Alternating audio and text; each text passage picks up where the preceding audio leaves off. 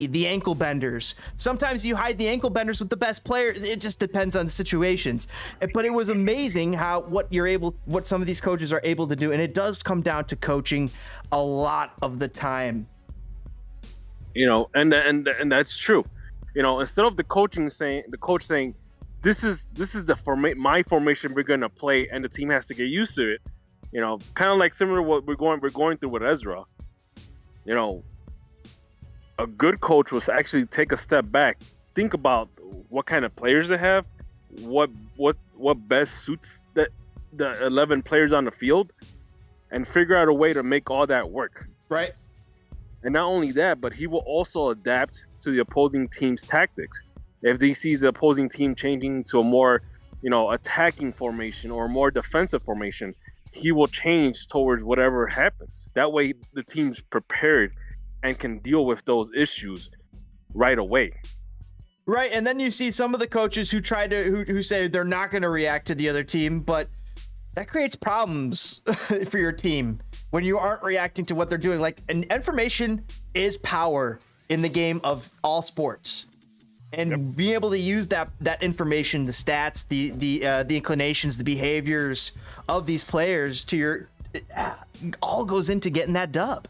And you need a coach, and I don't think the Chicago Fire have that coach in Ezra Hendrickson. That coach that is good enough to get the best out of all of his players. I truly think a better coach like Peter Vermees gets this club to the playoffs this year. Yeah. And the thing is too, if you think about this, and then a lot of people, to be honest with you, I was pretty like everybody else. I was pissed off like crazy on Saturday night. And it just got me thinking, like, I'm not gonna lie anymore. At this point, I really don't care what happens to Ezra. If he gets fired tomorrow, fine. The reason I say this is because there are people out there that say, "Oh, we should give him another half a season at least." We've heard that argument. How many times, TPG? Give me 1 minute. I'm gonna let you make that argument. I'll be back here in just a minute. So we've heard, oh yeah, let's give him another half a season. But the thing is that unless he's gonna change formations, unless he's gonna change tactics, which he hasn't done at all. He has not changed his formations. He tends to play with the same type of formation. Even though some players are not suited for that formation, he is stubborn. And if he doesn't change his formation, and we're gonna go into next season with the same formation, what's the point? We're literally just gonna have a losing record the first couple of months of the season. And we're gonna find ourselves in the same situation. We're gonna have to depend on other teams to make the playoffs. And I don't know about you guys, but if we're truly a playoff team, we're not gonna wait until September or even the first week of October to figure out if we might go to the playoffs or not. And that's what's basically going on, is that this Fire team has gotten so bad that the biggest achievement that we could hope for is just to make the playoffs. When other teams around the league, the playoffs is like not even a question. They're expected to make the playoffs. If they don't make the playoffs, it's like a tragedy. At that point, people will call for the head coach's head right away. And that's how bad the Fire has gotten, to a point that, well, if we make the playoffs, we'll be fine. And that's not true. What's the point of making the playoffs if we're just going to get eliminated on the first round? We're pretty much wasting everybody's time.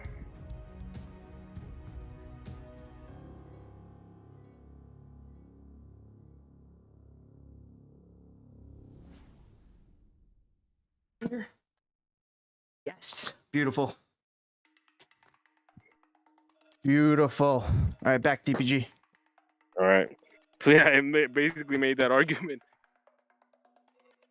You made the argument of, if you could give me the two-word sum up.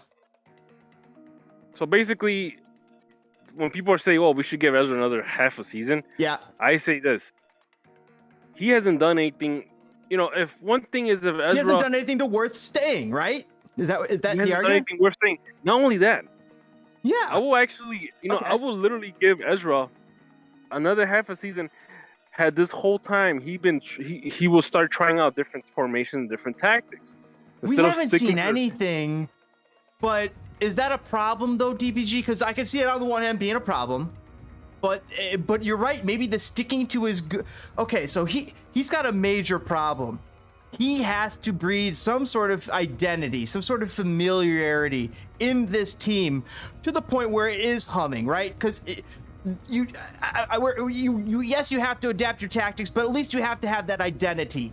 And maybe him trying to solidify on that identity, maybe he held on too tightly, is what you're saying?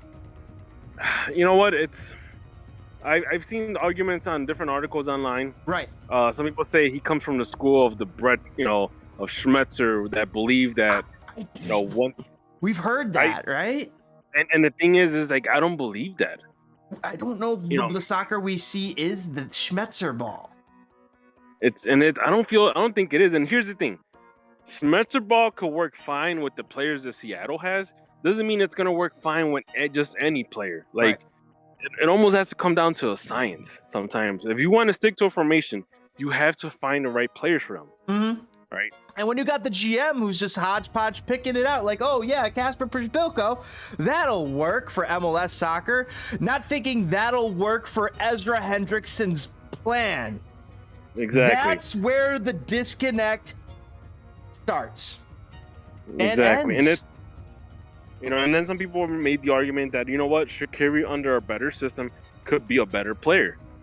Shaqiri's put up Shaqiri, DPG, earlier, months ago, we said if Shaqiri puts up 7 goals, 11 assists, we said that number. The number of stats that he's put out, it's a successful Shaqiri season. He put out the number we put out for a successful season, but yet it doesn't feel like a successful season. The reason it doesn't feel that way is because most of those goals came from penalties. That's good point. Like, that's 5 goals from PKs. Okay, good point. It's not like maybe 1 or 2 of those goals might have been like Shaqiri's shooting.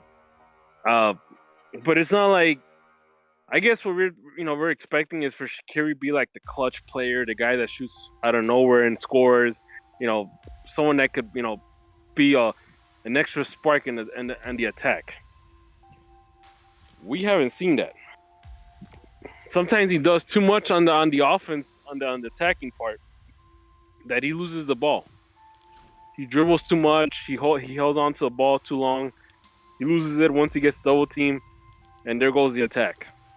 And it doesn't help that he trots back to do some defensive duties. He's put up stats, and we saw that with the old defender, our old favorite defender. What's his face? Number 5, captain. I want to call him Cannavaro now. It's not Cannavaro. Kappelhoff? No, not Kappelhoff. Not Kappelhoff. That other man. Not Calvo. Calvo. So Calvo was a statistical anomaly. They're like, oh look, he gets all these interceptions. Oh look, Shaqiri, he gets all these goals and assists. Yeah, but it's kind of a paper tiger. It's kind of not real in a way. Yeah, and the thing about it is that you look around, it's when people start saying, "Oh, well, it doesn't matter how much we pay him and this and that," or, I think there was an argument going on in big soccer where someone was defending Shaqiri, saying, "Well, he did good. The team played better with him under. It doesn't matter how much we pay this guy." It's like it's hard not to look how much we pay him.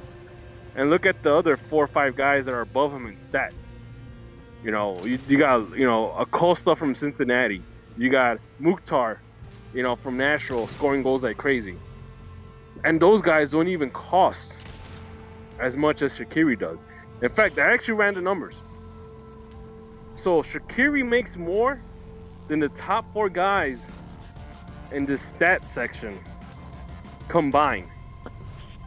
I'd rather have all 3 of LAFC's DPs than Shaqiri. I'd rather have.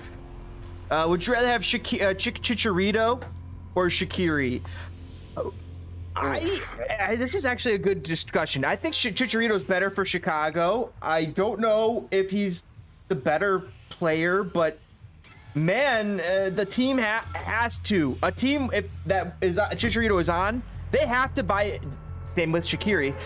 Both those teams really have to kind of service that guy. They have to buy into Shaqiri. They have to buy into Chicharito. And the thing about it is that you need a guy. So who would you rather have of that, though? You need guys on the wings that could deliver too. Yes. At the left side, we have Mueller, which is fine. But on the right side, we're a little iffy. You would think awesome, yeah. You know, you would think a guy like Jairo Torres will fill in the. You know, that's the thing. I don't think we had a good right winger since what's the guy's name? Frankowski? But David Accam? Yep. Yeah, no, Frankowski. Yep. Because Frankowski was not good either. He was always in battle. Then we were always waiting for him to like show up and show something. He was disappointed. Well, the thing about Frankowski is that he was kind of a slow. I guess I want to say it took him a while for him to kind of adapt to the league. I don't think he ever fully adapted to the league. He went backwards in a way, but we were able to sell him for a profit. He still looked like he had some potential. But I mean, if you compare him to whoever we have in the wings, whether it's Jairo Torres, sometimes Gutierrez has to do that duty. Shaq might tends to wander on the wing. It's hard to kind of, we just don't have a right winger, basically, a legit right winger that could stick to the wings. All we have is a bunch of guys that play a position. And that's it. And we're expecting Jairo Torres or Brian Gutierrez. One of those two guys has to step up to take over that spot, basically. And then that leaves Shaqiri. There's no DPG. What is there to be to hope for in this team next year? We need Guti to take that next step up. Yeah. Which, by the way, he scored today in the U20 game. That's huge. He needs to play more, but there's beginning to be a bit of a jam in front of him. You got Jairo Torres, you got Shaqiri, you got Mueller, who's the only must-start of the three, in my opinion. And Guti is a must-start of the three, but he's being pushed down by the salaries of Shaqiri and Jairo Torres. And that's another thing that was brought up a lot. That's been being brought up is, what are we going to do with all these big contracts we have? What are we going to do with the Jairo Torres contract? What are we going to do with the Jimenez contract? What are we going to do with the Shaq contract? Or Debacle, too? The Gaston Jimenez. I mean, it's not like no one's willing to, there's not a line to sign a guy that just got hurt and just got a surgery. I don't know how he got someone to give him a bag of balls for Chinonso 04. How did he get an offer for 04? That's a miracle right there. I think the way it was explained was that whatever fee the Fire was going to get is actually just part of the transfer fee they paid for him. So I guess they're probably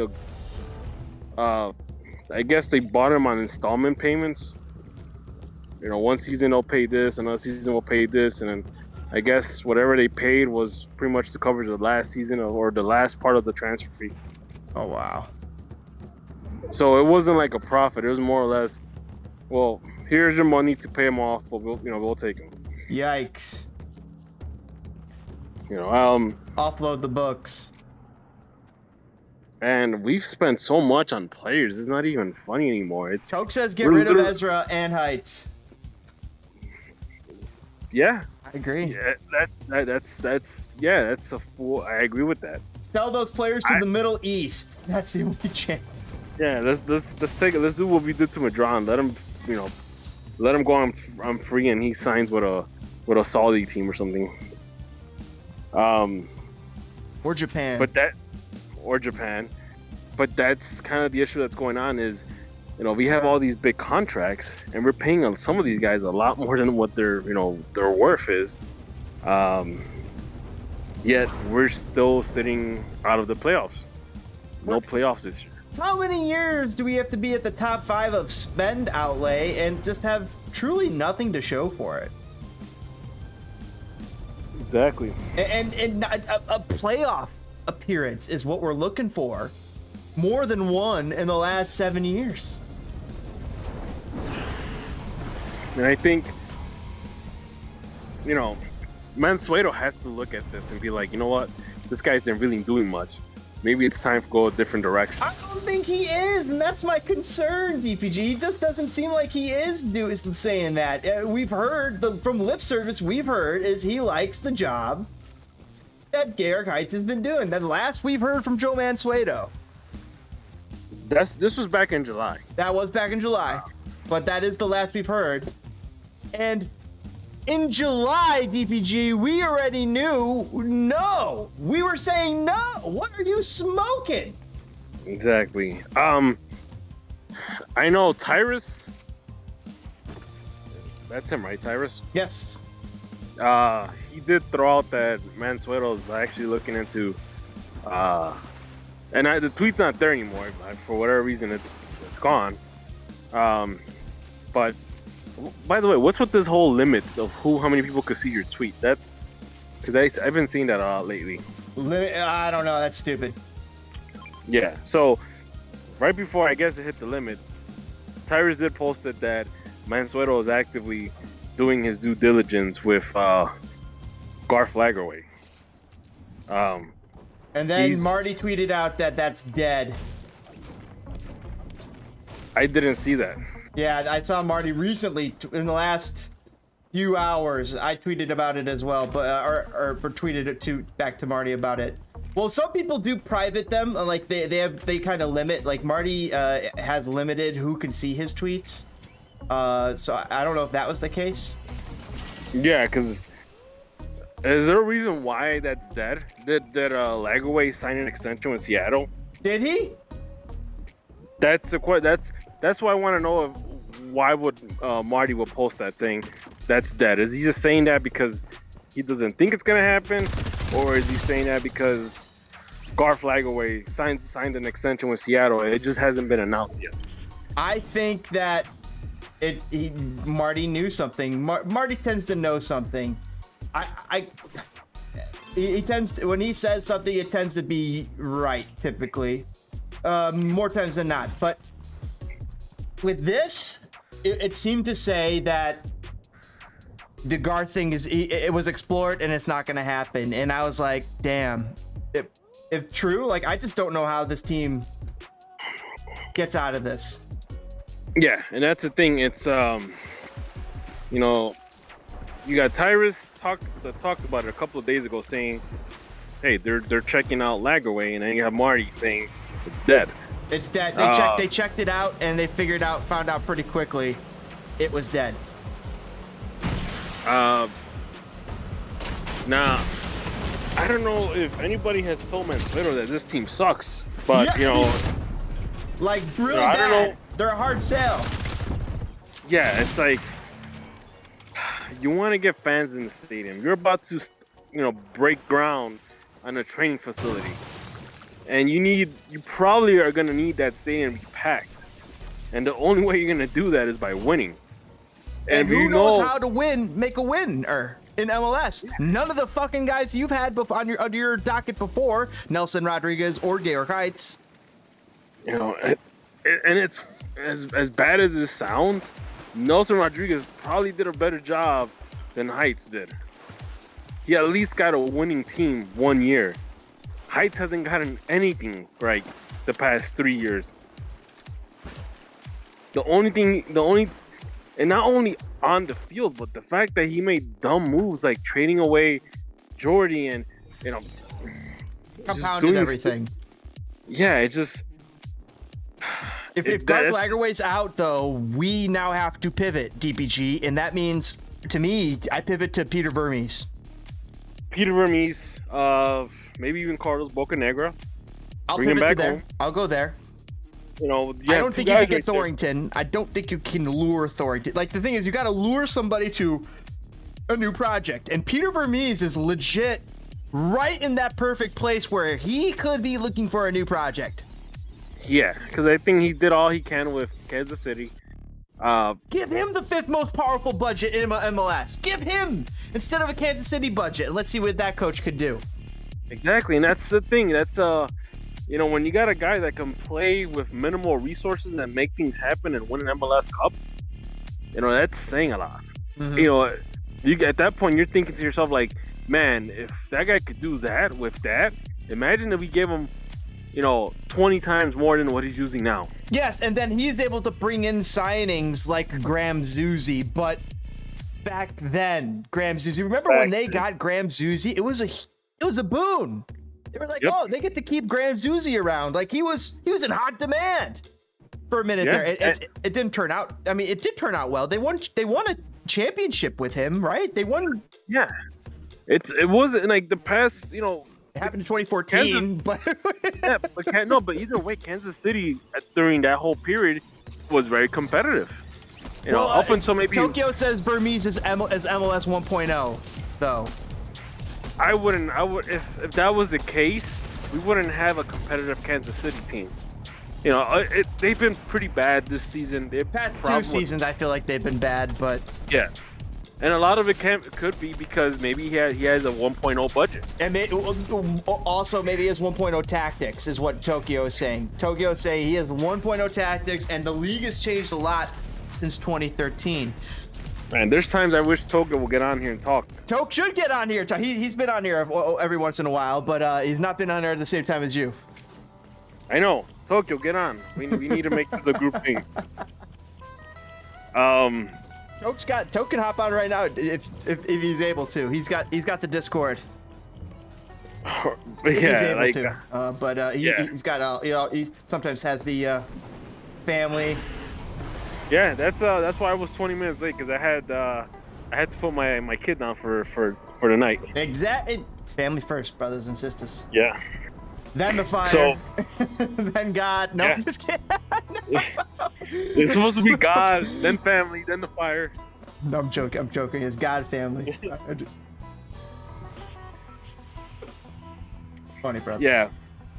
So, I'm actually out here on my deck enjoying pineapple beer. Ooh, what? Pineapple beer. I like pineapple on pizza. It's not sacrilegious. That's disgusting. I love pineapple on pizza with a good Canadian bacon, man. How do you like pineapple beer but not pineapple on pizza? What? Yeah, just come on, man. I grew up in Chicago. What?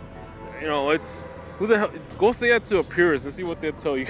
I didn't like it initially. The first time I had it, I was like, "What is this?" And then I tried. I was like, "Oh, this is a good, interesting mix of sweet and sour." What part of Chicago did you grow up in, James? South Side. I'm a White Sox fan. Did you ever? I don't know. I'm just gonna throw this out here, but on was it Archer? Is it Archer? Yeah, I know Archer. Archer. Did you ever go to this pizza spot called Obby's? Obby's. I'm not familiar with Obby's on Archer. OBBY? It's like OBBIES or OBB. I don't even know. It's Obby's one of those. Archer. I'll take a look. Obby's Pizza, Garfield Ridge. Yep. On Archer. Let me see how far away this is from me. Because it is far. Oh, but it's not terribly far. Like, actually, this is... Like, sometimes people suggest places that are on the north side of Chicago that I'm like, no, I can't get to. No, this is south side of Chicago. This is a little bit of ways from me, but still, it's not that far. Terribly far. So, if you can, do yourself a favor, go get a pie from them. All right, I'm marking it down. Don't ask for pineapple. Just get a regular. No, pineapple's a special occasion. My go-to is just a regular sausage pizza or sausage, green peppers, onions. I love that. I love Fox's Pizza in Orland Park. They have a good Fox's special there. I think they add all that stuff plus mushrooms, maybe olives. Basically like a supreme pizza. I'll dig that. And I also like, get this, pepperoni plus... And don't sleep on it, plus garlic. Pepperoni plus garlic. I like garlic. Put it together with your next pepperoni pizza. You will be like, oh! You there? You cut off for a bit. Oh, no, it's me. Just going making funny noises. But if you get a chance, check that place out. I actually Hobbies, got. I just saved it. Yeah, I actually got pizza there. When the Fire used to play at Toyota Park, I used to, that was kind of like the tailgate pizza. Just pick up a pie and eat it with, my girlfriend or friends of ours that were hanging out with us for the game. Mm-hmm. Like I told you, my brother lives in Berwyn, so it's not too far from. Oh yeah, He's actually the one. It was one of his spots that he found. So, yeah, it's good pizza. I think honestly, coming from the north side, and seeing a couple of pizza joints that I grew up on just kind of turn to crap because they have new ownership. Yes, that happens. That reminds me a lot of the pizza that I grew up eating. But Vito and Nick's the first classic. I've heard good things about that place. I have never done the trip all the way to the south side for that. Oh man, I was going there back in the 90s when it was the best. It was the best back then. It's still very, very good. So that's on Pulaski, right? I'd have to double check because there's 2 locations. There's Vito and Nick's and there's Vito and Nick's 2. Yeah, I think the original one is the one that's on Pulaski, I think. Vito and Nick's. Yep, 840-33 Pulaski Road. Order your pizza, guys. Get a pizza from there for sure. Abby's. How far away is that from Abby's? No, but it's funny because I grew up. I mean, I grew up on Pulaski. My parents still live on Pulaski, but I live on the north side on Pulaski. Dude, they're blocks away. They're blocks away. These 2 pizza joints. Yeah, so sick. There's probably 2 of the better pizza joints on the planet, guys. Literally blocks away. This is probably Pizza Central right here. The thing about this is that a lot of people, when they think of Chicago pizza, they think of that deep dish stuff. I'm not a big fan of the deep dish stuff. I honestly believe like the thin crust is like a sleeper.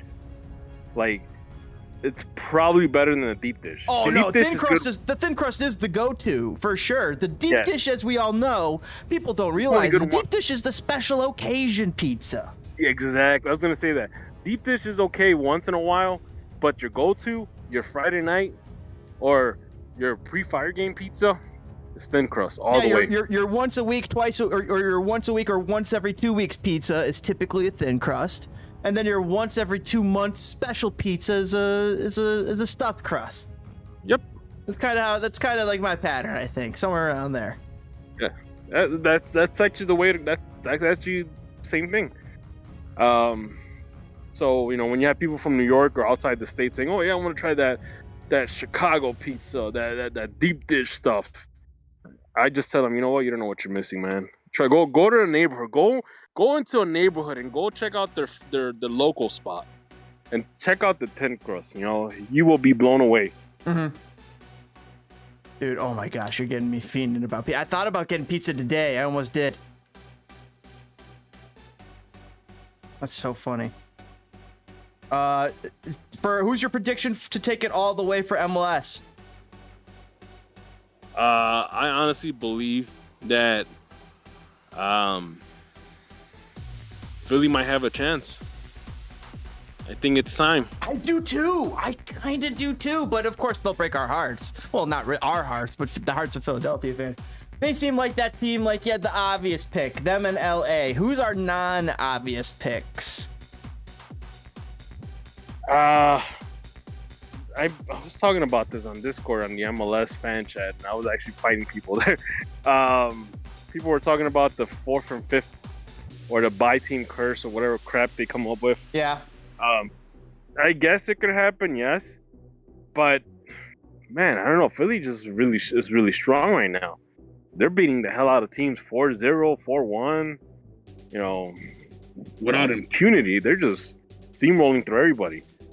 Now, whether or not that steam could keep going through the playoffs, that's yet to be seen.